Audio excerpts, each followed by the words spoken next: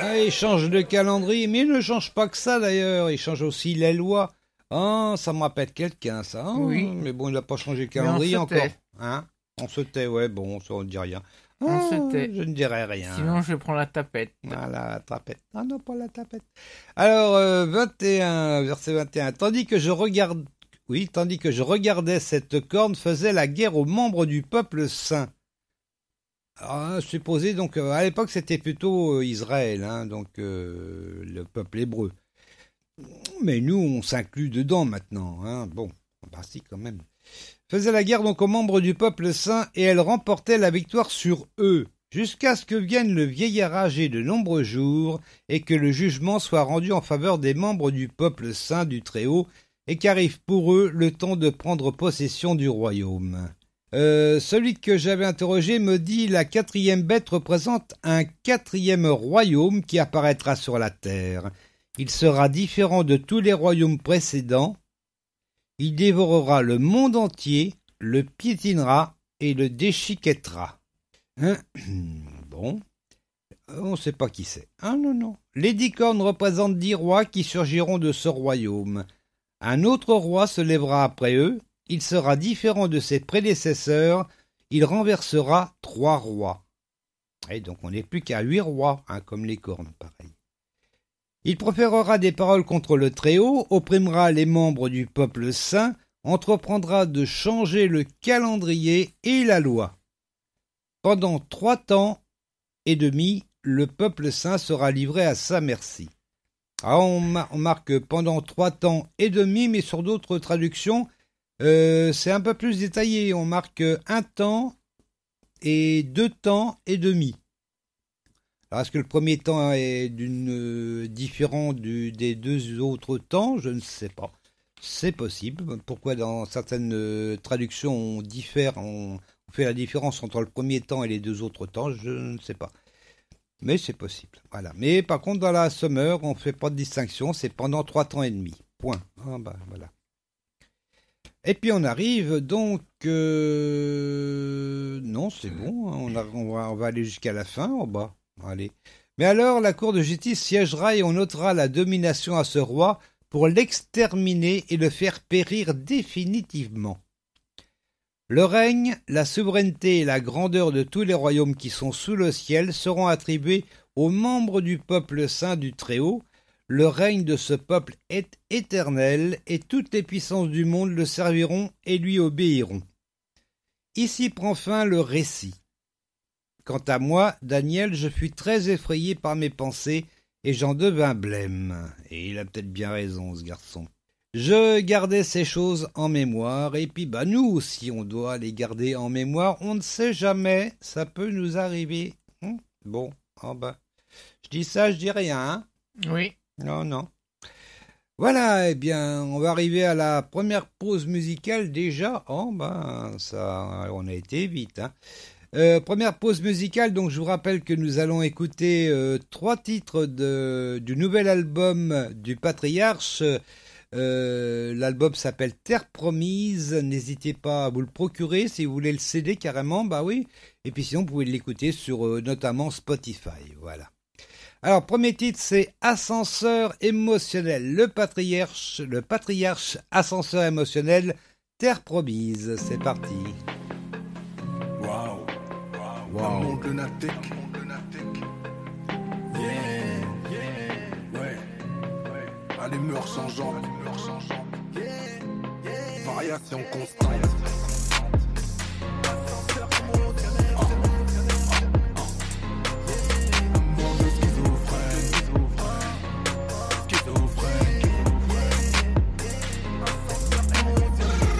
Entre bonheur et mauvaise nouvelle.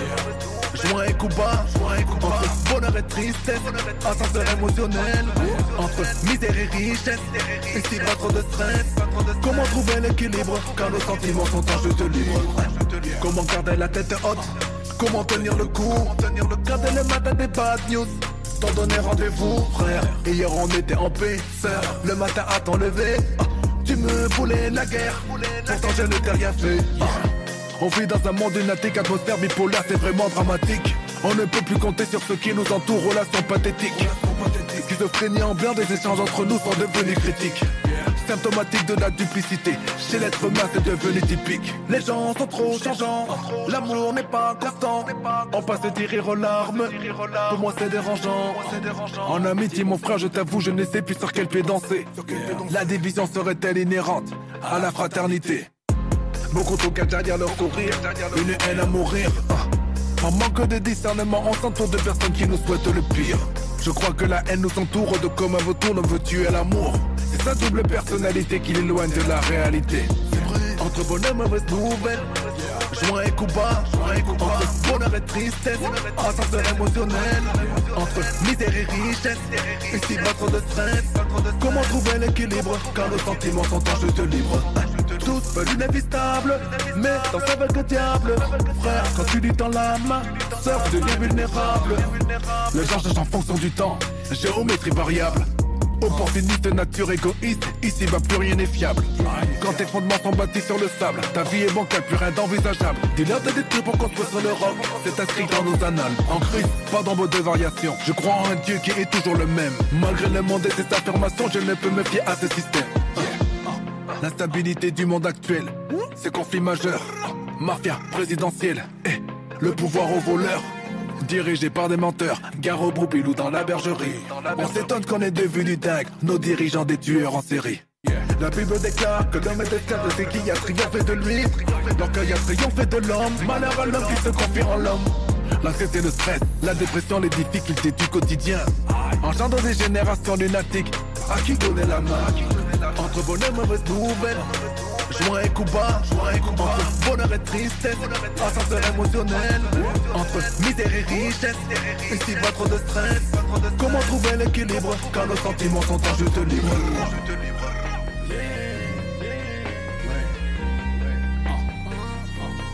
Un monde schizophrène.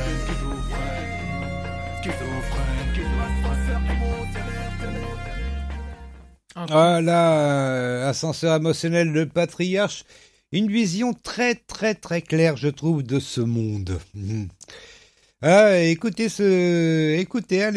sur Spotify si vous êtes inscrit et puis écoutez le CD, vous verrez, ça vaut vraiment le coup. Très très très bien écrit en plus. Et moi, c'est vrai que j'étais pas amateur de rap dans le temps.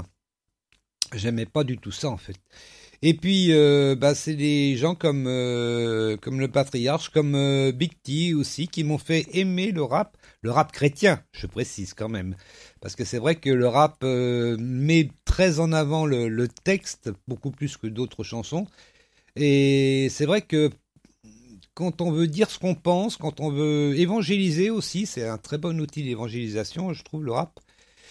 C'est vraiment le top, quoi. Voilà, ça c'est mon avis à moi personnellement. Voilà. Donc je vous rappelle, Spotify, et puis vous écoutez, vous avez tout le CD, 12 titres, et vraiment ça vaut le coup. Voilà, le deuxième titre qu'on écoutera après, est un petit peu différent, plus joyeux quand même. Et le dernier, on verra, je dis rien. Je préfère rien dire. Non, je ne dirai rien. Voilà, même sous la torture. Non, je ne dirai rien. Voilà, alors, sur ça, on va se rappeler la question de la semaine. On va voir également la tendance des tweetos. Alors, la question, dans quel livre retrouve-t-on l'histoire de David et Goliath? Dans quel livre retrouve-t-on l'histoire de David et Goliath? Alors, moi, c'est vrai que j'ai pas tout vu la question, en fait, de David et Goliath. Mais, donc, moi, j'avais traduit la question par, où retrouve-t-on l'histoire de David? J'ai complètement oublié Goliath dans l'histoire. Alors bon, du coup, ce que je vais lire après, ça correspondra pas tout à fait, mais bon. Alors on va réduire un petit peu la question. On va dire dans quel livre trouve-t-on l'histoire de David? Point. Voilà, bon. Alors, les éléments de réponse. 1 Samuel, 2 Samuel, 1 roi ou 2 rois. Alors, 57% des tweetos sont répondus 1 Samuel. 10% ont répondu 2 Samuel. 33% répondu 1 roi. Et 0% 2 rois. Bon. Donc ça se partage surtout entre un Samuel et un roi. Ils ont pas tout à... Oh non. Il y en a qu'un qui a raison. Mais bon, je dis pas lequel. T'as une idée, toi, Martinette? Non, pas d'idée réelle, mais j'avais un doute sur les deux aussi, donc. Mais je sais qu'on l'a fait, donc. Ah oui, on avait fait. Ça peut être que la première réponse. Donc, pour toi, ça serait 1 Samuel, donc tu répondrais comme les 57% de Twittos qui ont répondu 1 Samuel. Eh ben, on verra si c'est la bonne réponse ou pas tout à l'heure. Mais bon, moi, je rappelle la question, j'ai réduit un petit peu parce que je suis un petit peu planté. Ah ben, ça arrive. Oui, parce que là, Dans quel livre, donc, retrouve-t-on l'histoire de David? Point. Voilà. Donc, c'est 1 Samuel, 2 Samuel, 1 roi ou 2 rois. Et puis sur ce, eh ben, on va continuer, on va écouter plutôt le Daniel chapitre 8. C'est la première partie. Je rappelle qu'on partage en deux chaque chapitre, qui sont généralement au moins entre 25 et 30 versets à peu près, parfois un peu plus. Bon, on partage en deux, ça fait une quinzaine à peu près de versets à chaque fois. Voilà. Allez, Daniel chapitre 8, c'est parti. Daniel, chapitre 8, dans la Bible du Semeur. Première partie. La 3e année du règne du roi Balthazar, moi, Daniel, j'eus une nouvelle vision après celle que j'avais eue précédemment. Je regardais et je me voyais dans la cité fortifiée de Suse, dans la province d'Élam. Et dans ma vision, je me tenais près du fleuve Oulaï. Je levai les yeux et je vis un bélier qui se tenait devant le fleuve. Il avait 2 très hautes cornes. L'une d'elles, celle qui avait poussé la dernière, était plus grande que l'autre. Puis je vis le bélier frapper en direction de l'ouest, du nord et du sud. Et aucune bête ne pouvait lui résister ni lui échapper. Il agissait à sa guise et il grandissait. Tandis que je réfléchissais, je vis un bouc arriver de l'Occident. Il parcourait toute l'étendue de la terre sans toucher le sol. Il avait une corne proéminente entre les yeux. Il parvint jusqu'au bélier à 2 cornes que j'avais vu devant le fleuve, et se précipita sur lui avec violence. Je le vis arriver à sa hauteur et s'enrager contre lui. Il le frappa et brisa ses 2 cornes. Le bélier n'eut pas la force de lui résister. Le bouc le jeta à terre et le piétina. Personne ne vint délivrer le bélier du bouc. Le bouc devint très grand, mais lorsqu'il était encore en pleine vigueur, sa grande corne fut soudain brisée. 4 cornes proéminentes poussèrent à sa place vers les 4 coins de l'horizon. De l'une d'elles sortit une très petite corne qui grandit démesurément vers le sud, vers l'est et vers le pays magnifique. Elle grandit jusqu'à s'attaquer à l'armée céleste. Elle fit tomber à terre une partie de cette armée et une partie des étoiles, et elle les piétina. Elle s'exalta au point de défier le prince de l'armée céleste. Elle mit fin au sacrifice perpétuel et bouleversa son sanctuaire jusqu'en ses fondations. À cause de la révolte du peuple contre Dieu, l'armée fut livrée au pouvoir de la corne et le sacrifice perpétuel lui fut abandonné. La corne jeta la vérité par terre et réussit dans tout ce qu'elle entreprit. J'entendis alors l'un des saints anges parler. Puis un autre saint ange lui demanda « Jusqu'à quand dureront les événements annoncés par cette vision ? Jusqu'à quand le sacrifice perpétuel sera-t-il supprimé et la révolte qui cause la dévastation sévira-t-elle ? Pendant combien de temps le sanctuaire et l'armée seront-ils livrés au pouvoir de la corne et foulés aux pieds ? » L'autre ange me dit « Pendant 1150 soirs et 1150 matins. Puis le sanctuaire sera de nouveau consacré au culte. » Voilà, c'est bien fait, hein. En main, attends, moi je trouve que c'est bien fait. Attends, je me le dis, hein, attends. Voilà, c'était Daniel chapitre 8, c'était la première partie. On va voir les questions, hein. Il y en a pas beaucoup, hein. C'est vrai que cette semaine, j'étais un peu feignant quand même un petit peu là. Oui, t'as fait le paresseux. Ouais. Ah oui, un petit peu. Ah oui, il y a des jours comme ça, hein. Bon. Alors, c'est la 5e question, donc du coup,